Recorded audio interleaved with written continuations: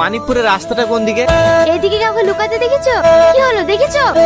এই সালমা তোকে দেখি ফেলেছি, তুই চল, তুই বেরিয়ে আয়। আপনাকে বলতে মানা করতে তো আপনি বললেন কেন? এবারে আমি চল কেন না? কি হলো? ওখানে ভিডিও করে কি দেখছেন? কেন বললেন বলেন? আমি নিজের চোখে তোমাকে লুকোতে দেখেছি, আর এই মেয়েটা এসে জিজ্ঞেস করছে আমি কি করে মিথ্যে কথা বলি বলো? ওরে বাবারে, ও তো সত্যি কথা বললো। আমাকে চোর বানিয়ে দে, এখন আবার বলছি আমি মিথ্যে কথা কি করে বলবো বলো? এই তুই চোর হইছিস, তাহলে চোখ ধরে আমরা লুকাবো। চোখ তো ধরতেই হবে, তবে লোকটা লিখি। তোমরা সবাই চুপ করো। এই ছেলেটা কলকাতা থেকে এসেছে, তোমাদেরকে কিছু বলতে চাই, কথাটা মন দিয়ে শোনো।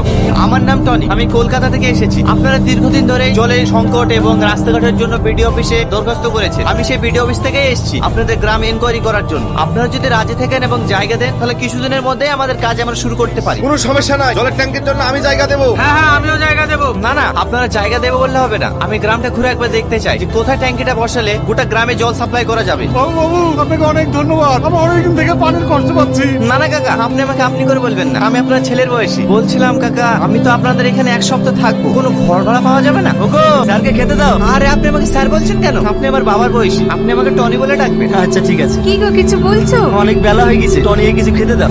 কাকিমা, ব্যাগটা ঘরে নিয়ে যা। বুড়ি, মাছের বাটিটা নিয়ে আই তো। এলেন পানি খান। তুমি এ বাড়িতে? এইটা আমাদের বাড়ি। ও, বলছি আমাকে ক্ষমা করে দিয়ে। কিসের ক্ষমা? সকালে আপনার সাথে যে খারাপ ব্যবহারটা করেছি, এতে আমার খুব খারাপ লাগছে, তার লেগে। অবশ্যই ক্ষমা করবো। তার আগে বলো, তুমি আমাকে যে জলটা খাওয়ালে, এই জলটা কোথাকার? কেন ঘাটের পানি খেতে কি আপনার কোনো অসুবিধা হয়েছে নাকি? না না, অসুবিধা হবে কেন?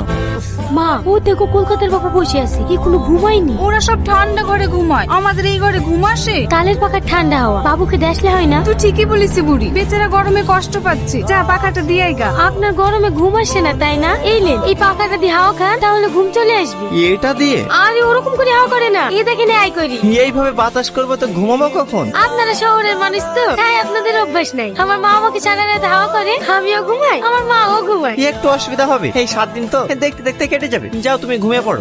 কাকি, আপনাদের টয়লেটটা কোন দিকে? ও কি মধু, আরে পায়খানাটা কোন দিকে? ওইসব আমাদের নাই বা, আমরা সব ঘাটের ধারে যাই। এই দেখো বদনাটা না, ঘাটের ধারে চলে যাও।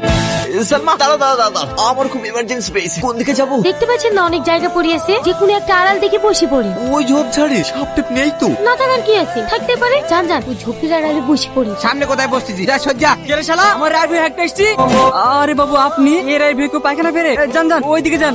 আমার আর কোথাও যাওয়ার জন্য নাই, এখানে হয়ে গেছে।